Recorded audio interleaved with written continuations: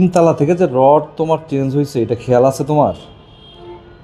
4টা 20 মিলি, 8টা 16 মিলি তিনতলা থেকে, আগের তলায় ছিল 12টা 20 মিলি। এটা কি খেয়াল আছে? এটা খেয়াল করে কাজ করতে হবে ভাইয়া। এমন ছাদের ঢালাই দিলা কি? গ্রাউন্ড ফ্লোরে ঢালাই দিছো, গ্রাউন্ড ফ্লোরে ঢালাই দিছো না? তোমার এখনই খেয়াল করতে হবে যে আমার রডটা চেঞ্জ কোথায়। কারণ তোমার এই যে ল্যাপিং যে মারবা ফার্স্ট ফ্লোর থেকে, ল্যাপিং কিন্তু ওই যে পরের ছাদ পর্যন্ত উঠে যাবে। তো বিষয়টা হলো তোমার এখনই তোমার এটা মাথায় রাখতে হবে। দেখো, বিলো গ্রাউন্ড লেভেল 12টা 20 মিলি, গ্রাউন্ড ফ্লোর এবং ফার্স্ট ফ্লোরে 12টা 20 মিলি, সেকেন্ড ফ্লোর এবং থার্ড ফ্লোরে কয়টা?